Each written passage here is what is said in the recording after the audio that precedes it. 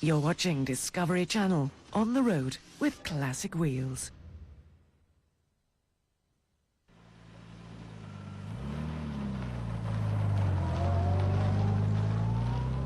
The E-Type Jaguar is one of the world's most recognizable cars. It was bred from the great racing Jaguars of the 50s and offered fabulous performance, engineering and looks for half the price of its exotic competitors. Along with other 60s icons like the Beatles and swinging London, it gave the world a new image of things British.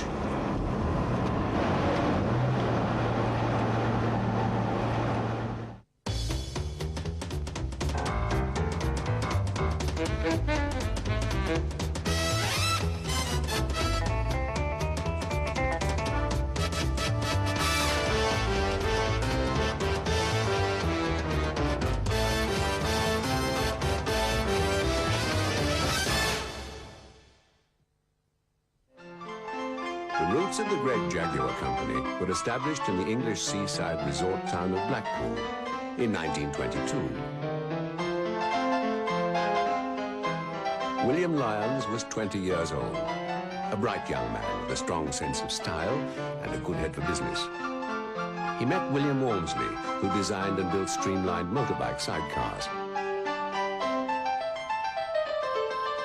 Lyons and Walmsley became partners in the Swallow Sidecar Company. Sir William Lyons had this remarkable gift of knowing what people would be attracted to in automotive styling. He was truly a salesman at heart. Lyons designed an open two-seater body for the popular Austin 7. It sold well. Other designs followed.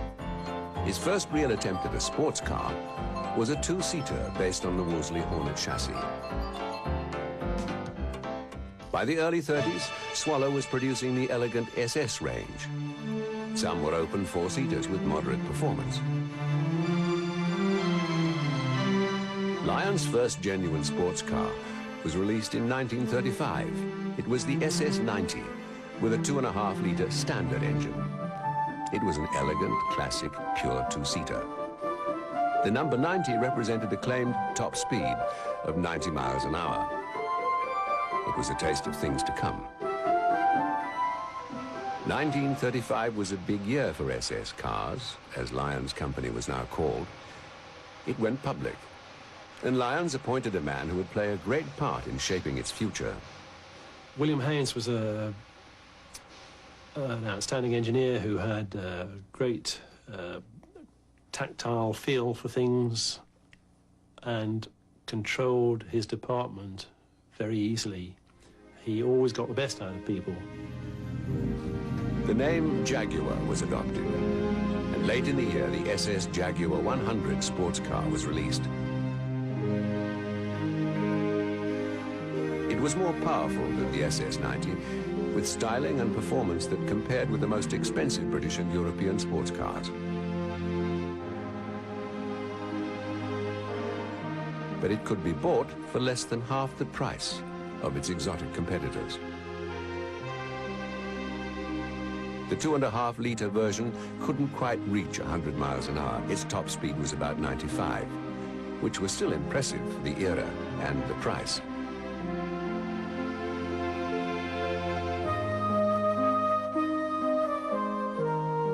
But a standard 3.5-litre engine, modified with an overhead camshaft, new cylinder head, 2 SU carburetors, and a new exhaust system, made it a genuine 100-mile-an-hour car. And all of this in a sweeping, elegant William Lyons body that expressed the essence of fast motoring.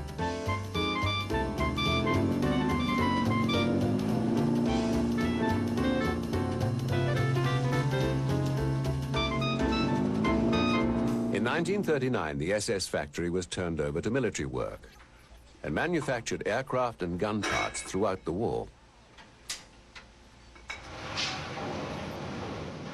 In 1945, the Standard Company sold Lyons the machine tools that produced the engines used in the SS Jaguars. Lyons became virtually self-sufficient in engine production. But the Standard engines were old-fashioned, And Lyons wanted something more exciting to power a super saloon car he was planning for peacetime.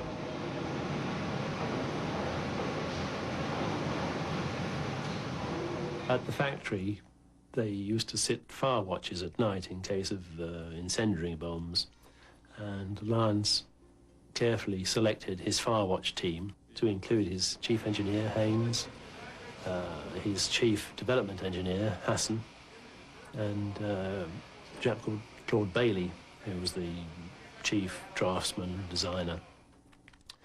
And they sat and talked on these fire watches, or so the story goes, and discussed the engine that they'd have for this super saloon car.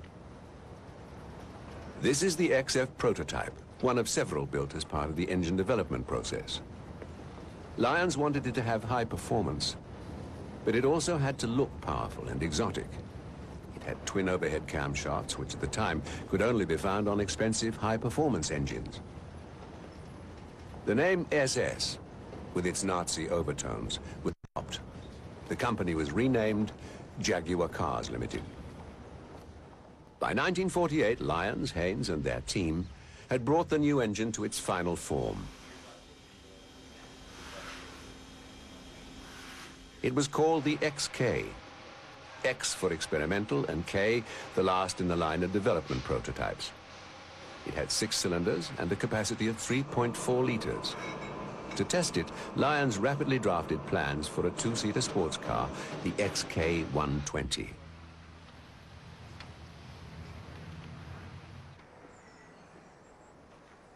There was never any intention to produce the XK 120 sports car in large numbers.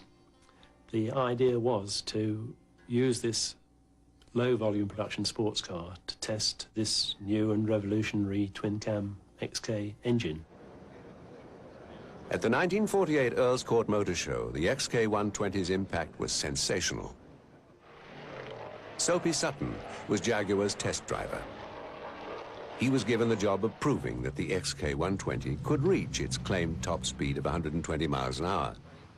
Press and public loved the look of the car, but were skeptical. Soapy Sutton reached 126 miles an hour. Then, with a special small windshield, he touched 133. The XK 120 was the fastest production car in the world. William Lyons knew the value of such publicity. In August 1949, he lent 3 cars to racing drivers for a production sports car race at the Silverstone circuit. The cars finished first and second, and only a puncture prevented a 1-2-3 sweep.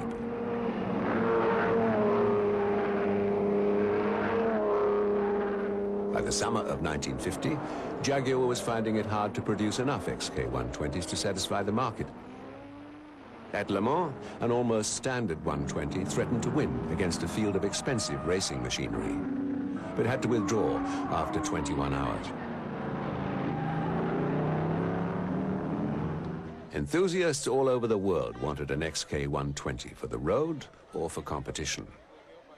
The great British driver Ian Appleyard formed a partnership with an XK 120 that remains one of the most successful car and driver combinations in the history of rallying. Appleyard's car, Nub 120, is now a permanent member of Jaguar's collection of historic cars at its Coventry headquarters.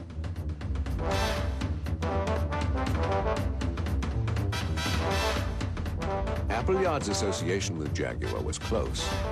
He had a Jaguar dealership, and his navigator in a series of Alpine rally successes was also his wife, Pat. She happened to be the daughter of William Lyons. Their achievements in this early aluminium-bodied roadster helped build the reputation of Jaguar and the XK 120.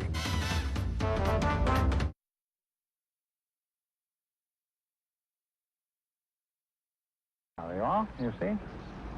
We managed to find one for you. Just exactly like... Just the right color. Those are the same colors exactly that mine was.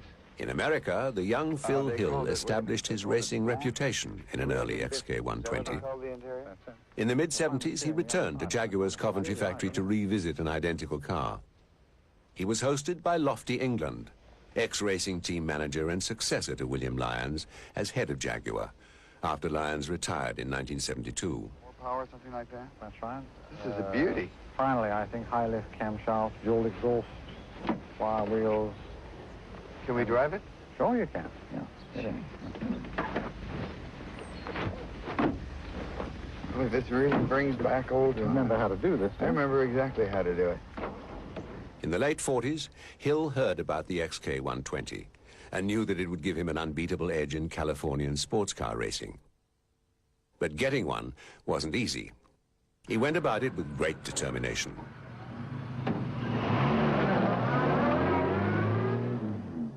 I arranged with the company that I worked for in California that I would pick up one of the cars that was part of their very small allotment, and that they were going to finish the sale of my MG, and I borrowed money from relatives in California and was able to get the car. Managed to get passage through Rolls, got me a place on the Queen Mary, and arranged for the car was to go on as personal baggage. And in May of 1950, I arrived along with the car in New York, went through customs, drove the car across the United States, and I raced it. My first road race win was in that car, and that was at Pebble Beach in November of 1950. Hill's win at Pebble Beach was the XK120's first on American soil. His great success in these cars helped to launch them on the all-important American market.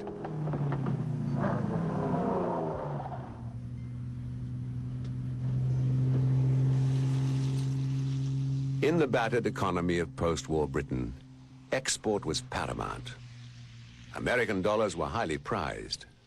Some idea of the XK120's contribution to post-war exports can be gauged from the fact that of 7,500 produced between 1949 and 1954, almost 6,500 had left-hand drive.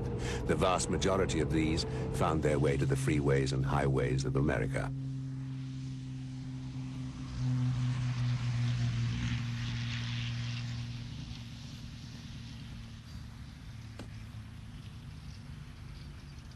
In 1951, a hardtop version of the XK120 was introduced. In August 1952, a standard production fixed-head coupe ran for 7 days and nights around the Montclair circuit in France, averaging more than 100 miles an hour.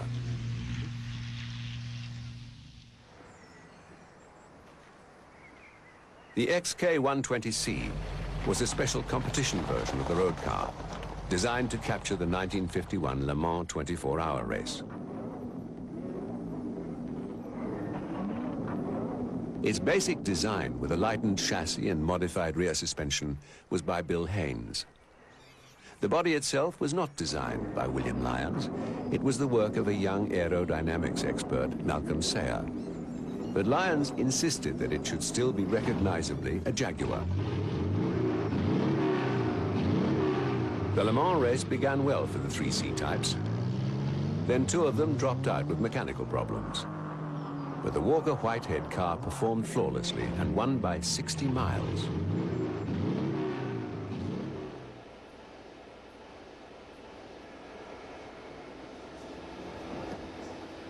This is C-type chassis number 011. It was built in 1952, and its first competitive outing was in May of that year at Silverstone. 1952 was not a good year for the C-types at Le Mans. Rather than standard bodies like this, Jaguar hastily prepared new aerodynamic shells to improve straight-line speed. All three cars were forced to withdraw. Going fast was one thing, stopping was another. The 1951 and 52 C-types had self-adjusting drum brakes. Norman Dewis took over as chief test engineer and found himself testing a new braking system, discs.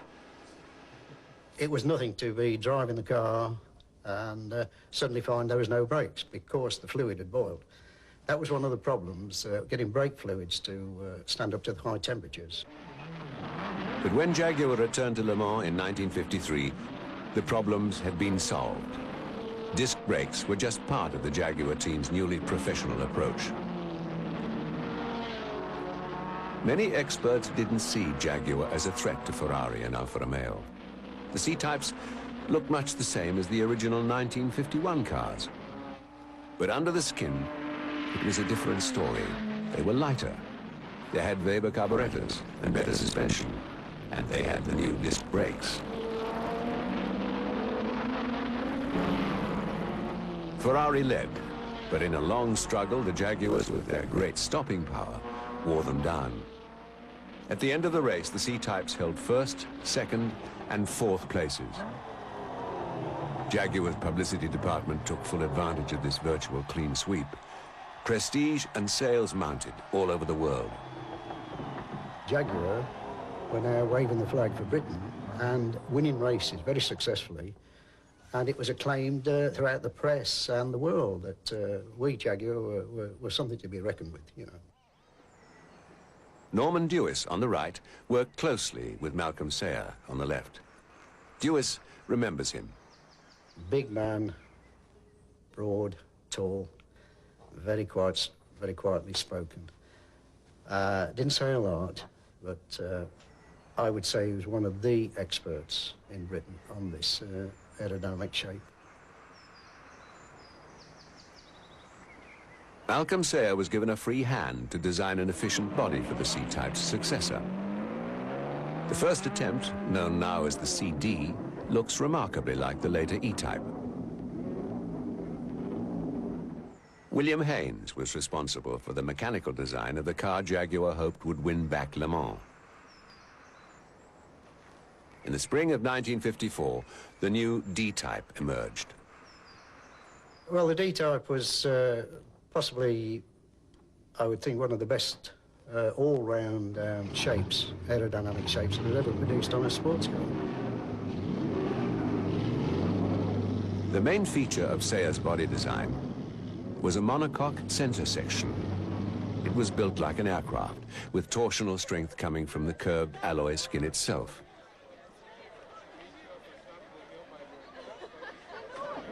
The XK engine was tuned to produce almost 250 horsepower.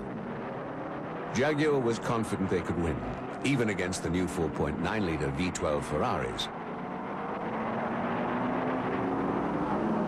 But soon after the start, all three D-types began to misfire. Fine dust choked the fuel systems. In the wet, it was hard to get the power of the Jaguars to the ground.